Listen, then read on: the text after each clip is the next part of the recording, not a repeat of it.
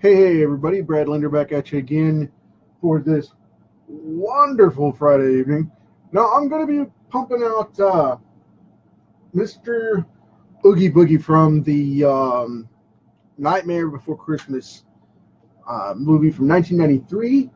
And bear with me a second while I share this over with everybody on the page and on the channel. We're going to knock this bad boy out. And there we go. Oh, delayed there for a second. Now, there we have it. Cool deal. All right. Hey, Kevin, glad you made it, man. Always appreciate you popping on, buddy. Now, this is going to be kind of cool because I'm going to try to do something really, really neat with this, and we're going to see how it goes. I'm testing my markers here just before. Going to test the old paints. And I'm going to lay down a YG01 on this one. It's a yellow-green 01 on this one as the base coat. So we kind of get that neon effect, that he had in the movie. And I want him to have that really high-end kind of effect where he has that yellow, that bright neon yellow look. Excuse me. But I don't want him to look like a highlighter. So I'm not going to go full-on neon green here because I don't want him to look that, like I said, like a highlighter or anything overly intense. But I do want him to look like he did in the most popular shots of the film where he was under the black light and it made him shine, green and whatnot. And when he was doing his dance scene and whatever in the movie.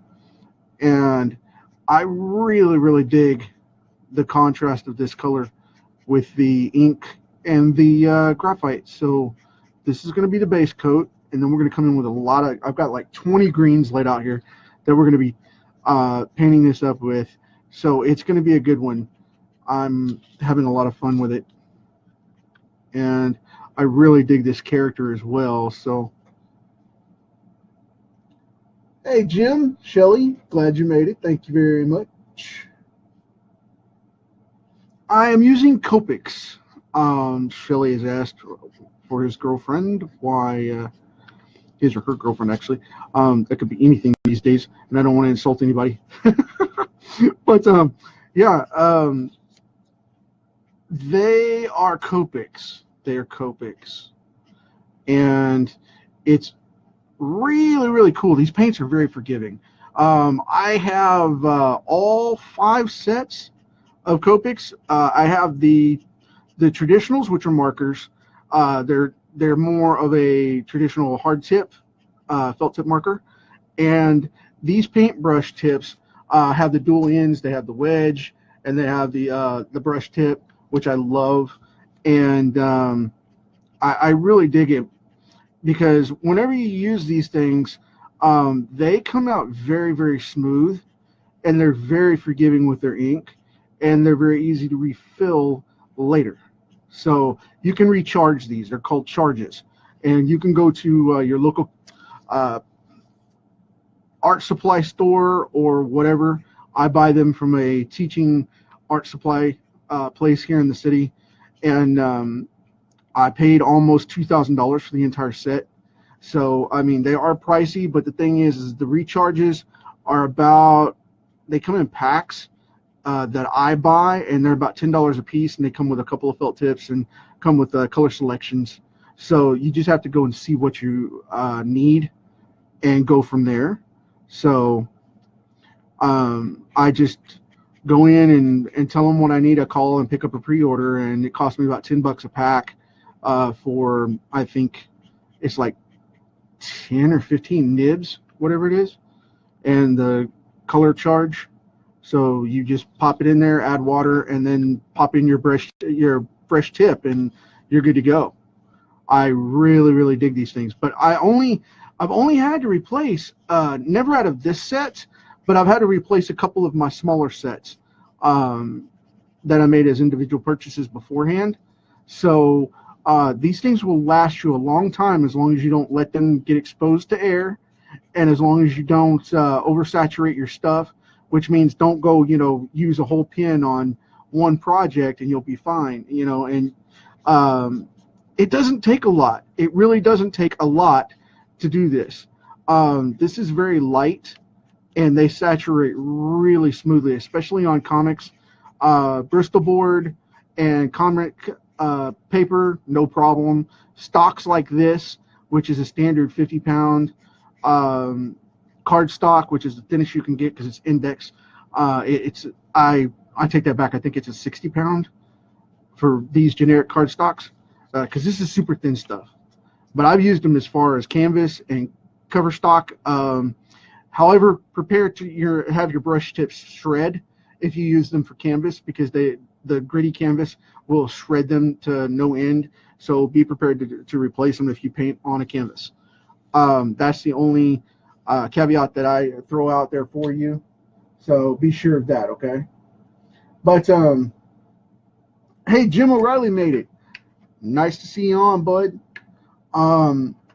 As far as that goes, like I said, though, I would definitely consider that a huge, important point. If you're going to use them on canvas, be sure that you don't ruin your tips, because you will.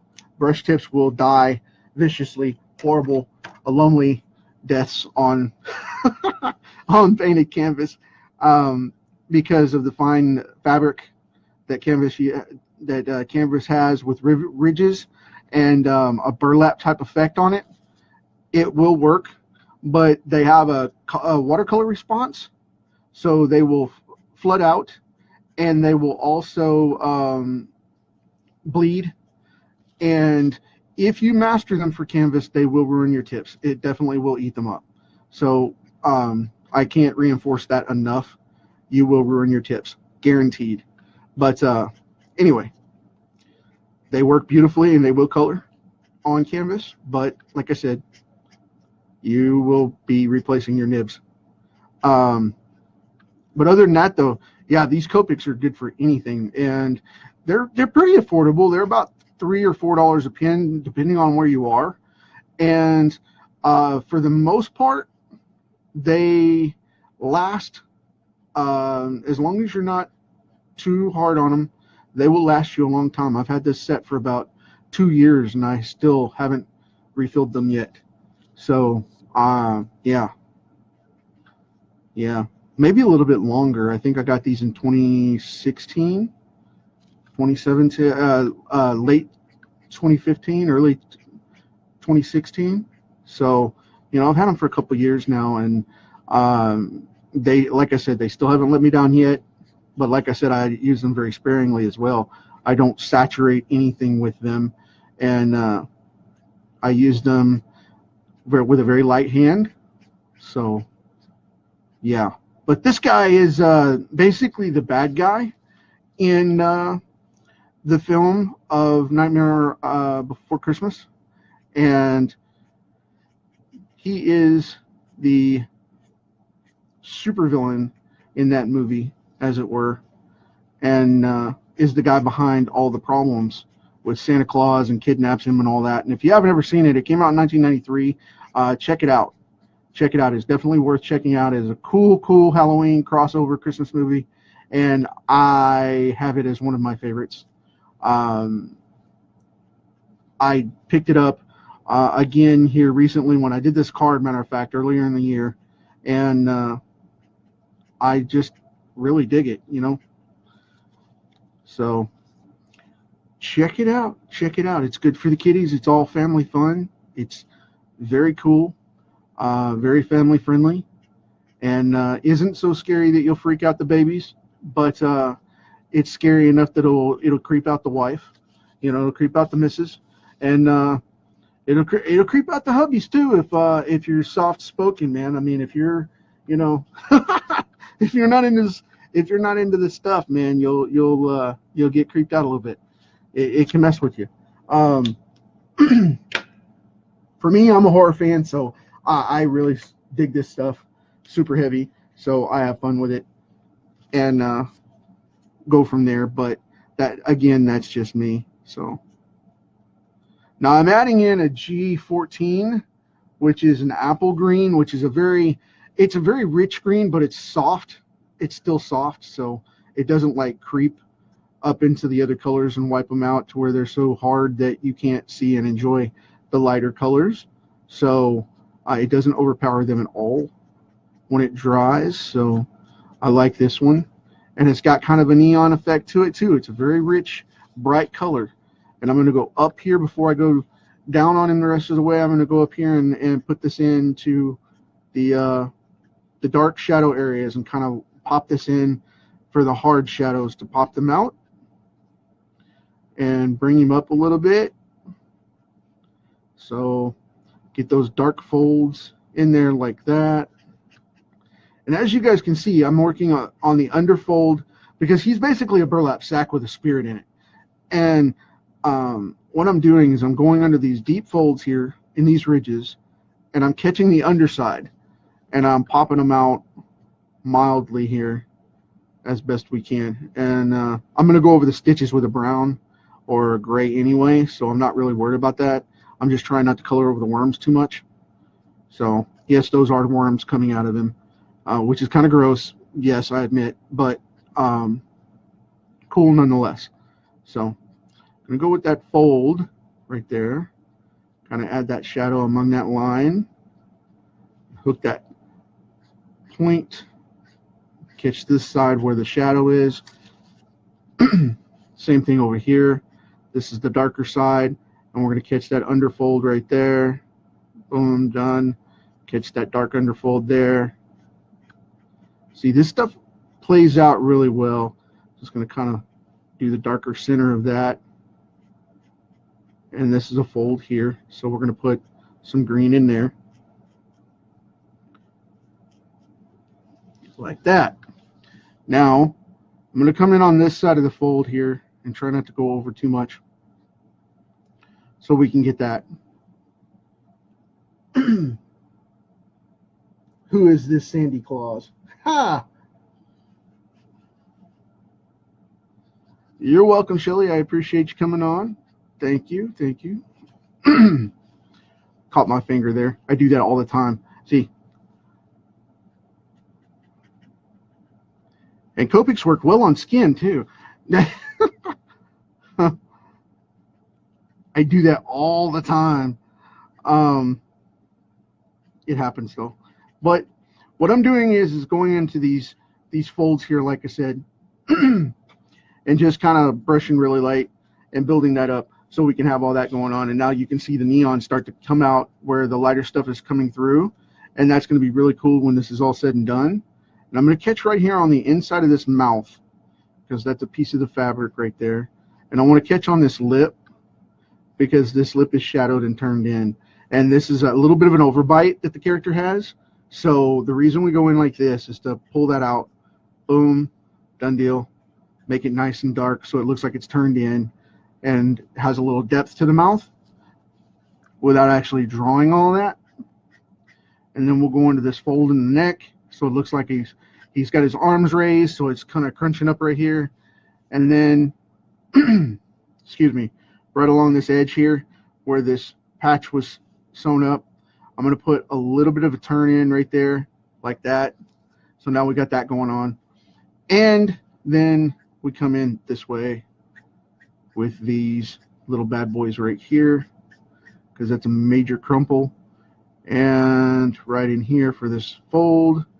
On your folds, try to pick one side and add the shadow to where it dips in, and then you have the other side hitting light. And the fold on that top side, the reason I do that right there is because the fold on the top side is in the fold itself, so you won't see much like that, just that little tiny nip where it's folded up and you can see dark out of it.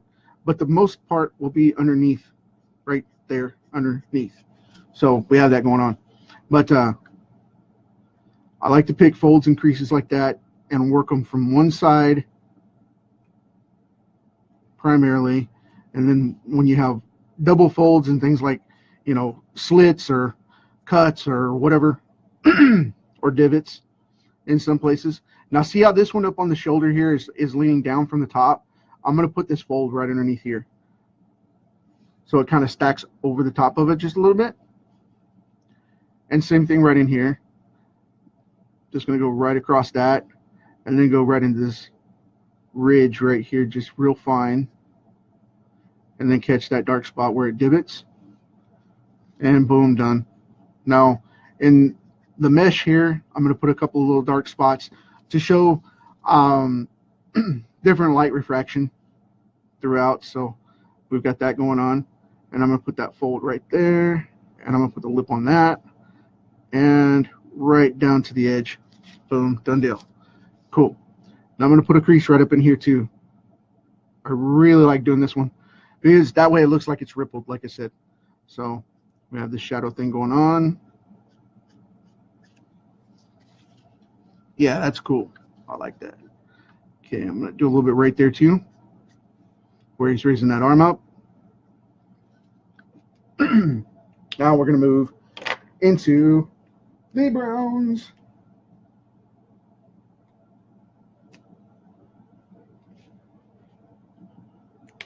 I'm going to go ahead and do these worms real quick too, because they're gross, but it is what it is.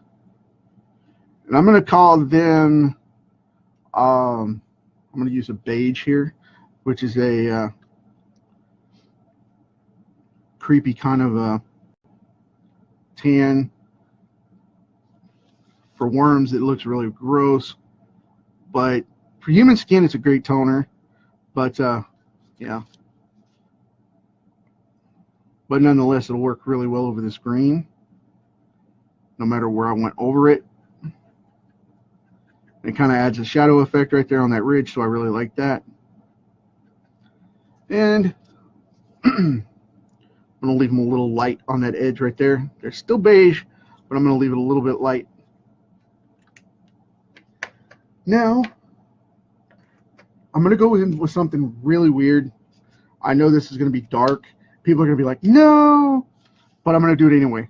In these real dark ridges, what I'm going to do is I'm going to kind of put this olive green, because it dries kind of a green gray, and I want to add that in that to that effect. So just the really dark shadows of the character here, like right in that crease there at the darkest point. Not too much and not everywhere, just in select places, because I just want that to show the darkest shadows of the character, not washing it out. Okay, like that. Like right here at the bottom in these little corners, that's where those shadows like to show up, just like that.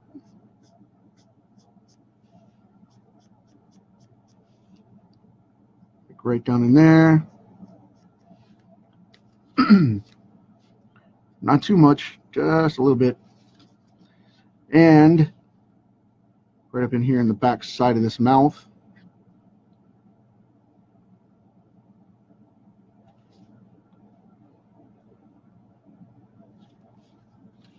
Right along this very edge here. See if I can do it without screwing it up. Cool. Now, just in a couple of places, not in every spot, just a couple. Kind of accent it and pull it together.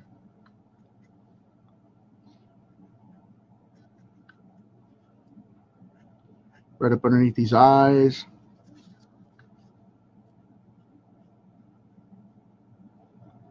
Like that.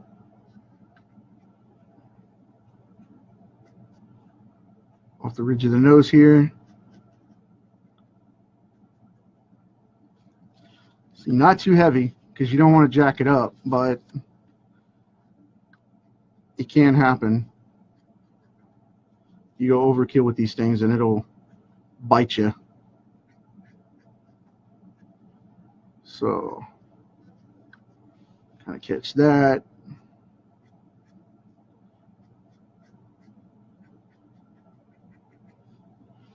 Really cool.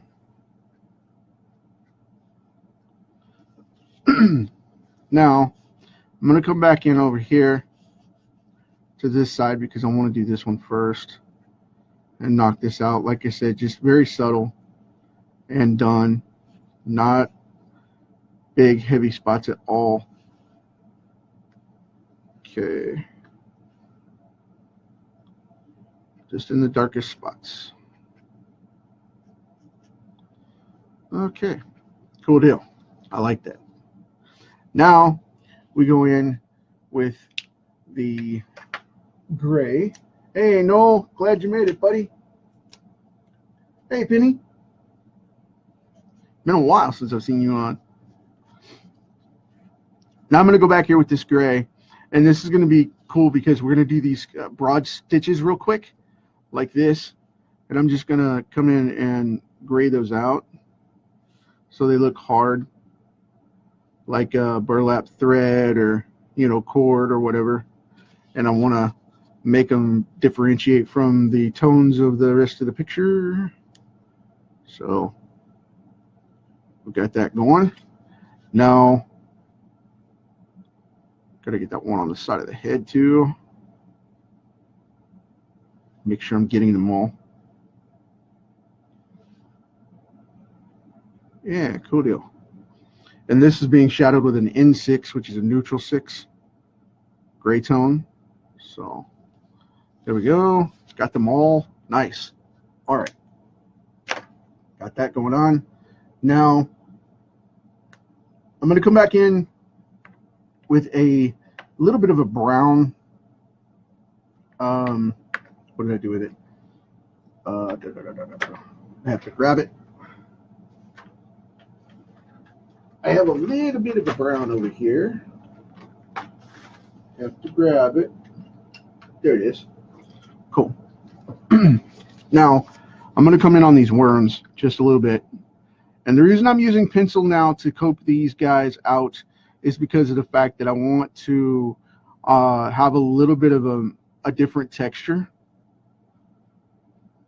And I just want to add a contrast, just a little bit.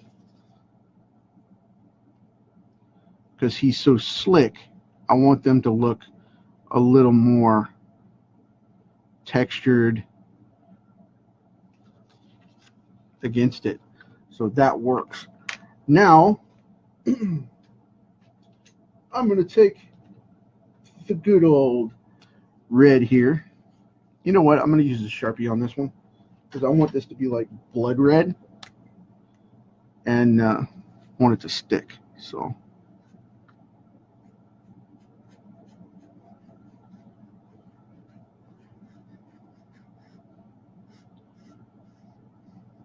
I want this one to be extremely dark and make him pop out. Now the key to using a Sharpie is to do it fast so it looks wet and maintains and doesn't overlap too much, and use long even strokes so that you don't streak it, because scribbling back and forth will make it oversaturate and it'll make it leave that rippling effect because it'll oversaturate the area and just drown it out. And then it can't absorb any more color, and then it just doesn't have any contrast to it at all. It will ruin it and drown it.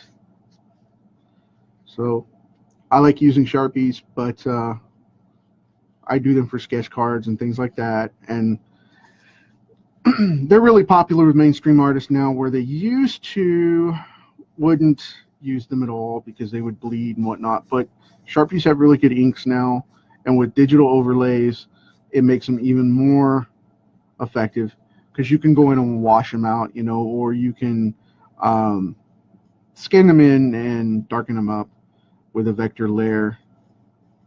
So whatever works. Whatever works. But for me personally, I like to get these going on and use long clean strokes like this so that it stays pretty even and you can see where you don't saturate instantly, where if you scribble back and forth you will overlay and make a mess. I like to keep these very clean.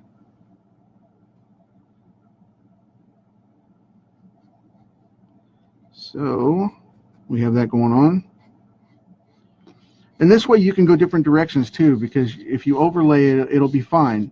You know, it won't necessarily, and you can go back over it if it's a little thin, which I'm doing this at the high angle, so it's a little thin in places, and I'm thinning that out on purpose to keep from oversaturating, and I can go back instantly and darken that right back up and make it match. See, like I did, so it catches those open spots.